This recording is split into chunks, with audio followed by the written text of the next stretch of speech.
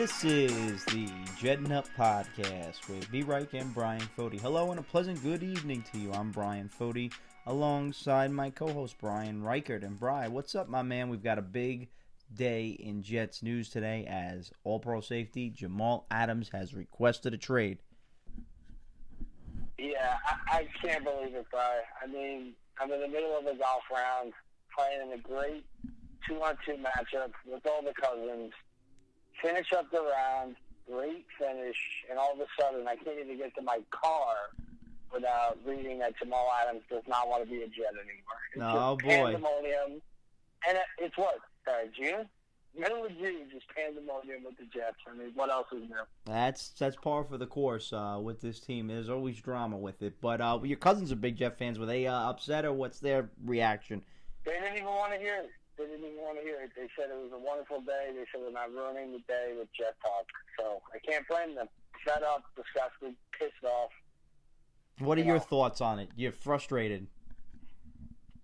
Yeah, I mean, am I frustrated? I understand what Jamal's trying to do, but, I mean, we just don't have the information whether he's trying to do it behind closed doors. Because him doing it in front of everybody and on the social media stuff, I'm just not a huge fan of. I mean, if you just go behind, you go to the GM and say, listen, I think I want out of here. Trade me to Dallas for two we can get and move on. I mean, maybe it gets done and then we find out later all the details. But, I just don't like the way he's handling it, and it's not going to go well. I think it's going to get ugly, unfortunately. Yeah, and the Jets, I don't think are actually going to trade him, to be honest with you. I think the Jets right now are going to hold firm, see what happens with kind of mixed reports. I think Samini's kind of indicated that he thinks he's going to end up being dealt, and then I've heard Connor Hughes kind of basically say that, he thinks that he's going to be a Jet for life, and they still believe that, the Jets want him there and they want him to be a Jet for life. So, even the beat writers are kind of not sure what to really say about this. Well, both of them said one thing. They've all confirmed that he requested a trade, and then Samini tweeted that the Jets have not, they haven't granted him permission to go seek it, so they think it's going to get ugly. So it's definitely going to get uglier as this thing goes on. And honestly, I'm a little disappointed in Adams too.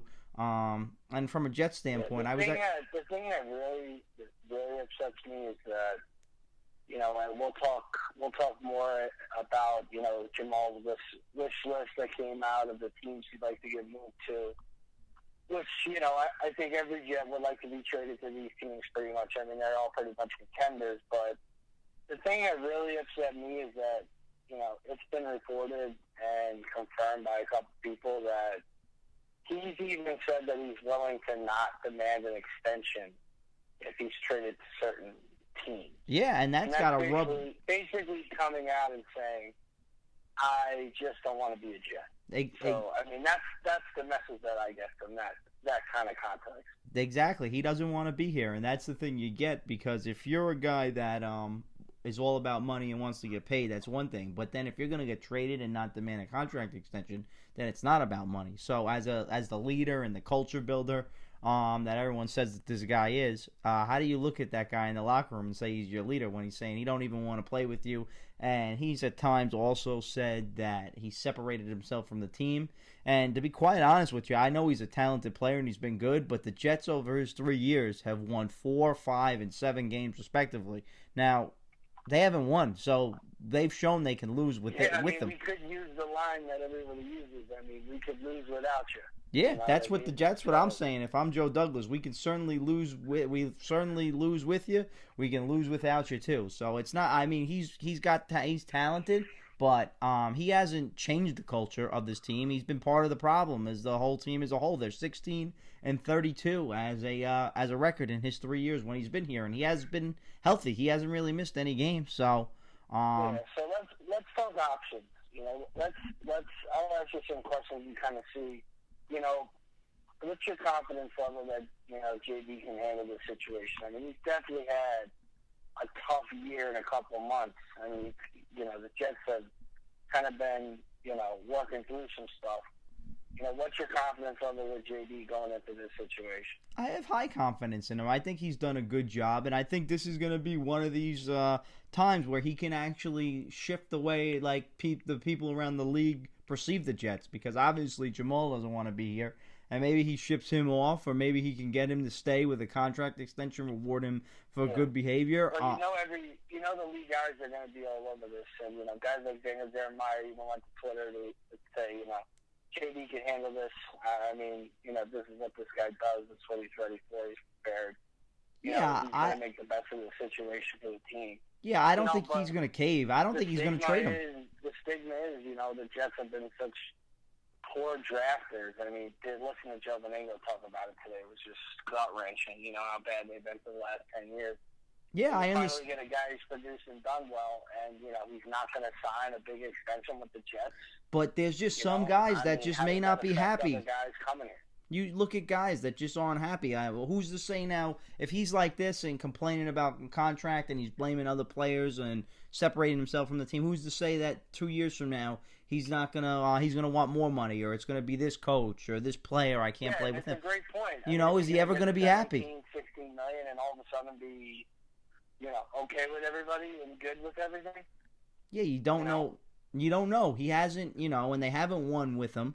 It's not like they're 32-16 and he's making plays all over the field.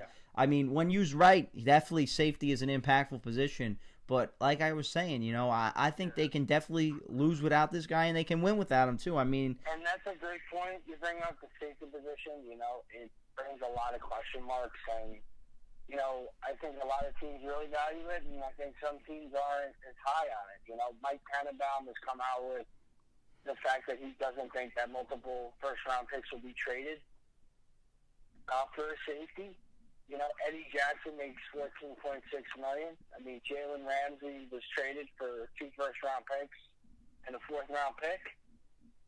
These are a lot of things to consider with Jamal. It's really up in the air what his value is, how much money, he's going to get in the open market, and is a team going to give us a haul of a trade for him? Because I wouldn't move him unless we're going to get a haul for him. Yeah, of course. The Jets right now are in no rush. They have all the leverage.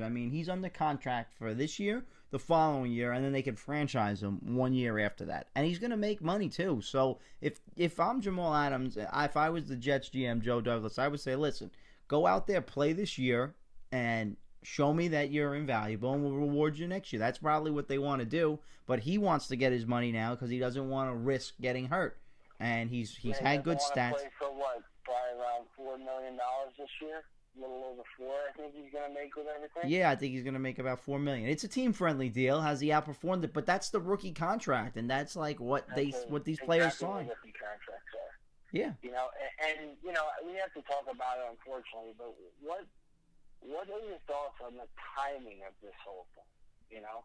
Well, from Jamal's side of things, I think the timing is bad because we are in a global pandemic, and it looks terrible that you're a multi-million-dollar athlete where fans are probably left unemployed or furloughed, not making any money, and this guy's sitting there when, there's a lot of stuff going on, and he's complaining about his contract. It just looks foolish on his side how he's doing it. Airing it out in the media is definitely, I don't think, the way to go right now. So from his side, I don't think... And the main thing that I have a problem with is there's so much uncertainty with what's going on.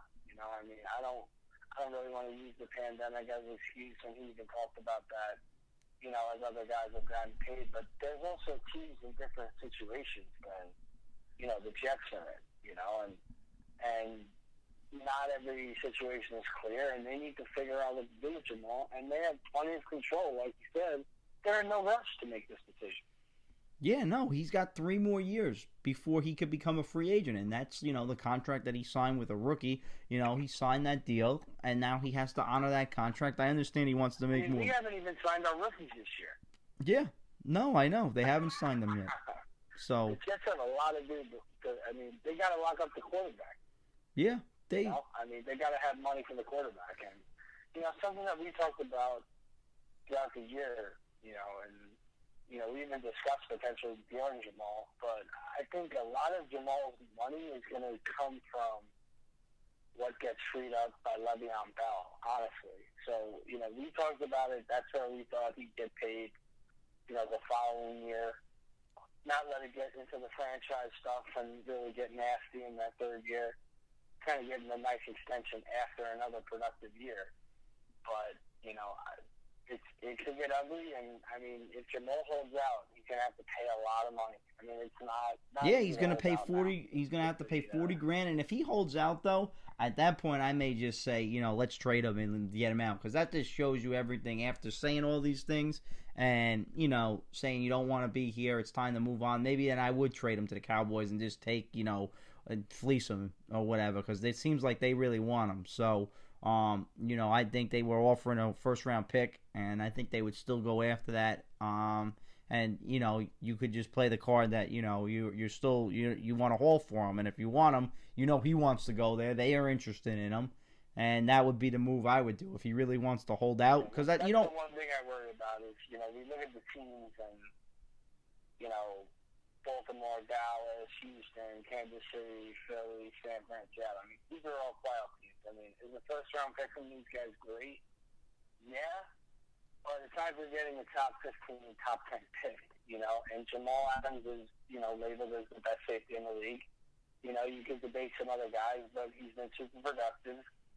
And, I just think that, he's even more versatile than a safety. He's a good pass rusher. I think this guy is worth a haul. I don't want just one first-round pick.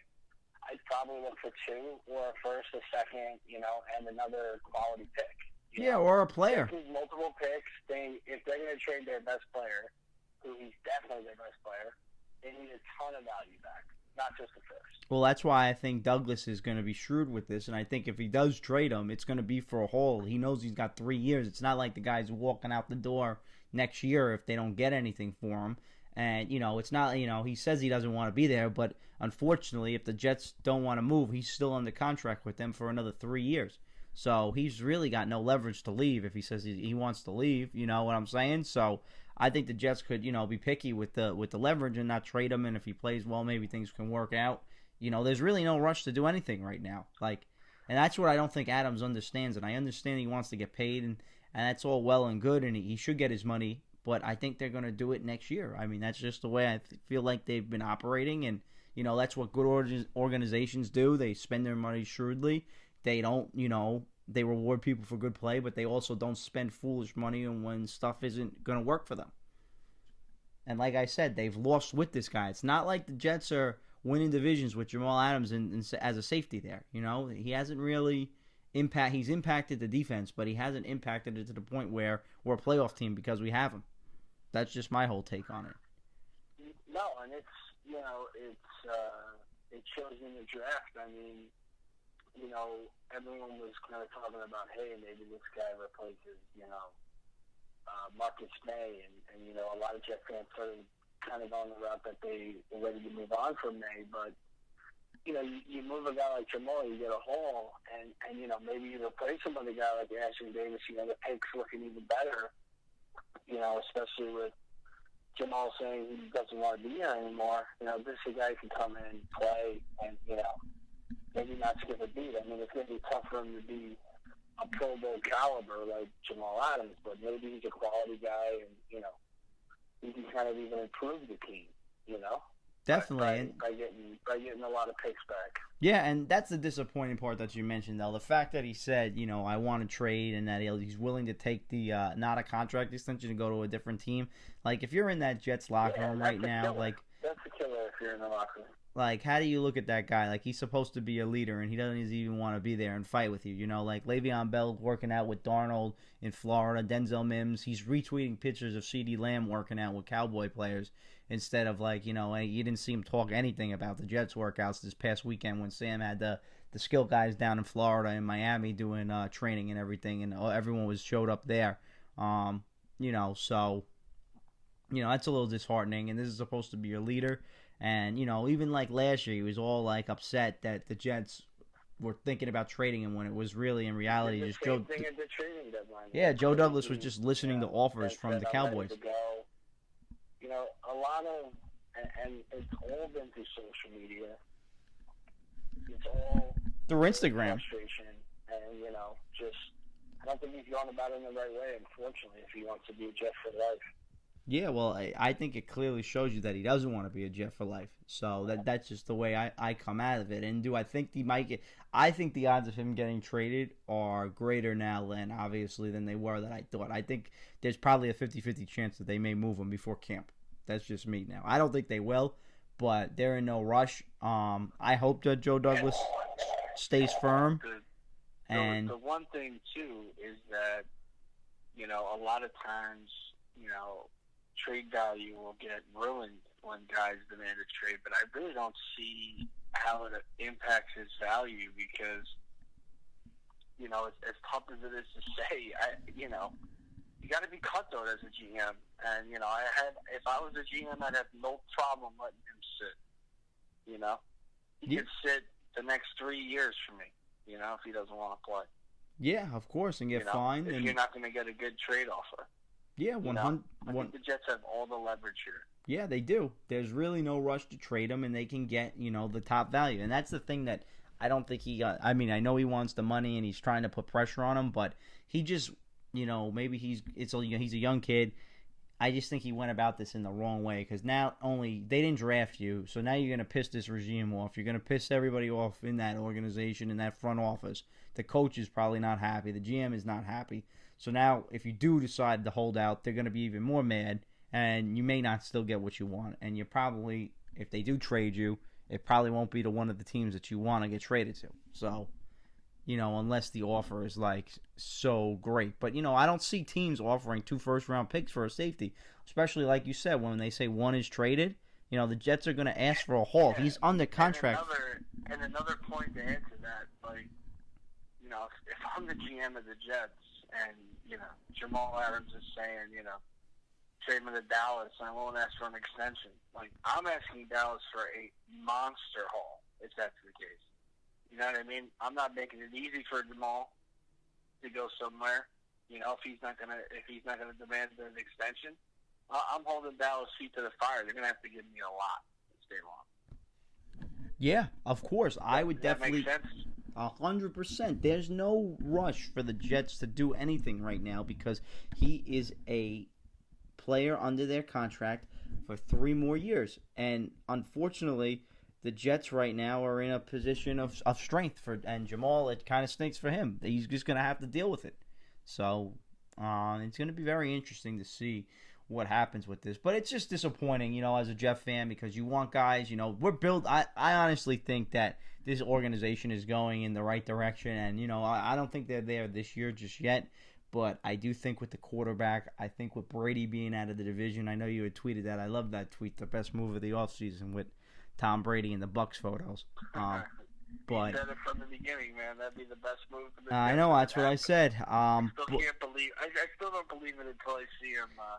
Officially running out there for Tampa. Yeah, and who even know? And that's the scary thing. Who even knows if we're really going to play this year? I mean, they say they are, but it's spiking in other parts of the country. Here in New York, it's been a lot better.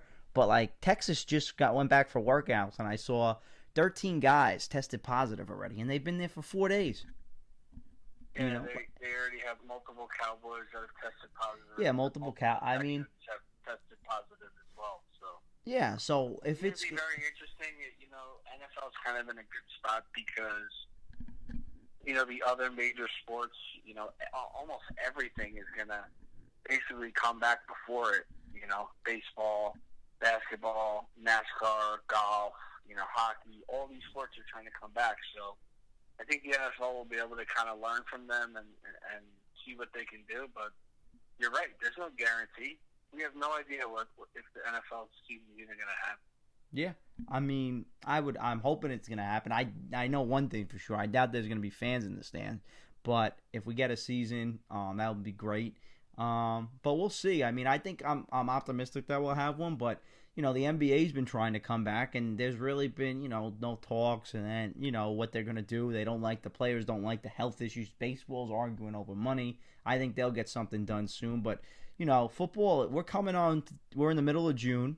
We're coming up July. Camp's supposed to start at the end of that month. The season's going to be here as soon, they'll be able to get by. Maybe they'll cut some preseason games out. But we're less than 3 months from the season, and we still kind of don't have a clear-cut answer of where we're going with this thing, and as it's going worse in other places in the country. It's definitely cause for concern there, and that's what you said with the uncertainty too, with the cap. It's just, I think, from the Jets, from the contract standpoint, it just makes too much sense to wait for them for next year, especially when you got a guy under contract. So that's my whole take. I'm a little disappointed that he doesn't want to be here. But like I said, I think they're going to wait and see what happens. If he holds out, I think they'll definitely start shopping him actively to those teams. And what do you think of the teams? The Cowboys, the Ravens, 49ers, Seahawks, Texans, and I think there was one more. Maybe, did I say Seattle? I don't know if he said Seattle. Yeah, those were the teams that Schefter reported. They were all playoff Baltimore, teams. Dallas, Houston, Kansas City, Philly, San Fran, and Seattle. Kansas City was the one I missed. Yeah. Yeah, I mean, what do I think of those teams? I mean, I think some of those teams are the best teams in the NFL. I mean, it would be better for the Jets to get, like I said, a pick from 10 to 20 rather than get, a pick from 27 to 32. And I'm very interested to see what the market would be like for a safety because, Jamal can do a number of things. He's been very productive. He's super young. And, he's definitely a difference maker. So I think it would just depend on how these teams, really value a safety. But, if we're going to get a late first round, I definitely want either another first round attached to it or, a second and a player. I think the Jets need a haul. I think they can get a haul from the right team because I think, especially in a passing league, Jamal's a nice piece that could maybe push one of these playoff teams, to the Super Bowl potentially. Definitely. Yeah, definitely. I'm just not sure what they're going to do. It's just definitely frustrating. I mean, just like we said, I can't help it enough. The fact that he said he's not going to force an extension on some teams is just, heartbreaking as a Jets fan.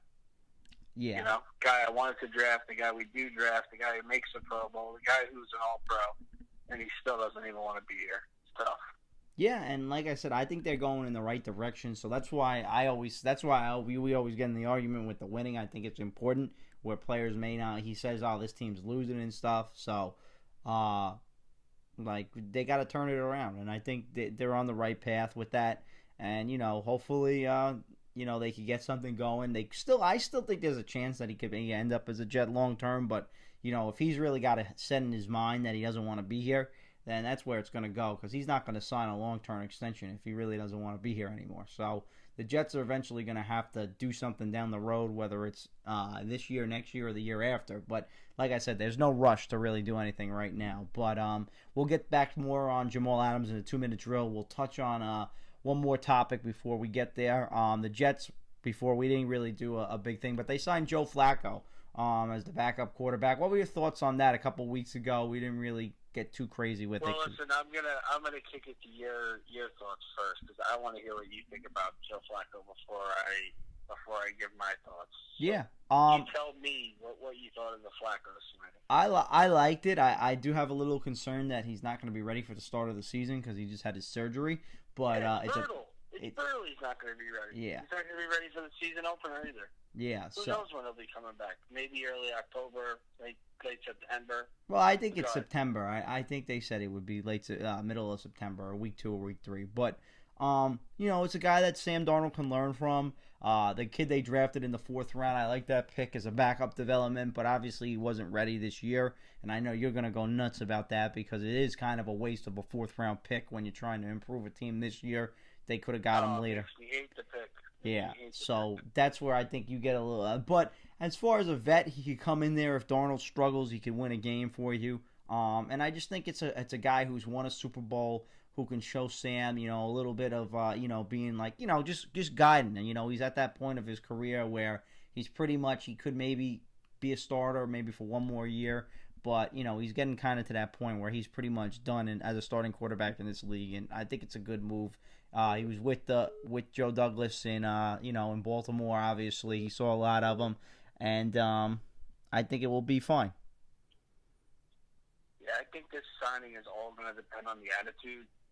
The one thing I'm kind of worried about was, you heard some stuff that he really wasn't into, mentoring Drew Lock that much in Denver.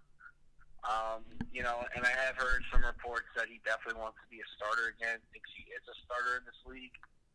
So, I definitely thought it was an odd move, especially with the injury, and especially, you make that draft pick in the 4th round, and you kind of say you believe in this guy. But, you bring in a savvy vet, which I like, but, I'm just not sure. I'm not sure. I think it all depends on his attitude. If he comes in saying, I'll mentor Sam and help him, help this team win and help him what he needs with and be there and be ready to go if anything happens, then I'll feel a little bit better. But, kind of a head scratcher to me, just because it affects a couple things. And, I'm worried about the injury, Oh, yeah. I'm a little worried. Worried about the signing. Yeah, but he's a backup, so it's not, for me, it's not that crazy of a move for them. So, I'm happy about it. I think it's definitely a guy, like I said, that can mentor. And, we'll see where they go from it. But pretty much the offseason, Manish's report on Logan Ryan, I guess, was false, where they said they were going to close to an agreement with him, but we haven't heard anything there. I don't even want to give that guy any love on this show. Yeah, I know. We're not really the biggest fans. Other rumors were Clowney's still out there, but I don't think the Jets are in on that. I'd like to see Everson Griffin if they could get him. Did anyone sign him yet, Brian? No, it's really kind of slowed down a little bit, but I haven't seen the Jets really kicking the tires on many things out there right now. I think they're just kind of trying to get to camp and see what the heck's going on. Yeah, it's definitely gonna be an interesting year. But right now, it's gonna be my favorite part of the show. It's time for the 2-minute drill.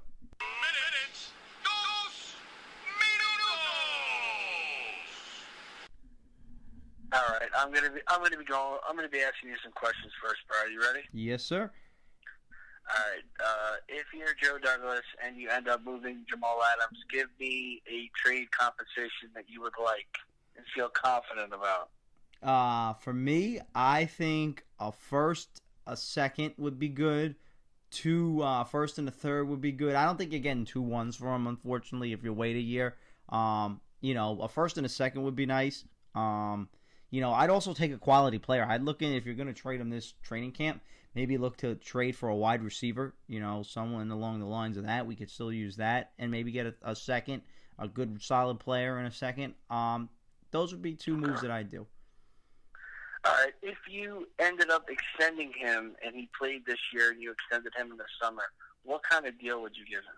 I give him about $16 million, or right around $16, $17 million. C.J. Mosley's your highest paid player. How many years? A 5-year deal. He's 25. 5 years, $17 million. Yeah, 5 years, $17 million. Make him the highest paid safety. He deserves the money. It's not. No one's saying that he's not talented. Yeah, I agree with you. All right. His camp is talking a lot. His trainer's making a lot of noise. Does Quentin Williams get Pro Bowl consideration in year 2? No. Oh, wow, really quick, no. And which offensive player is due for a breakout season in 2020? Chris Herndon. Chris Herndon. All right, I like it. All right. I'll go with you. Your gut opinion is Jamal Adams on the Jets opening day, 2020? I am going to say yes.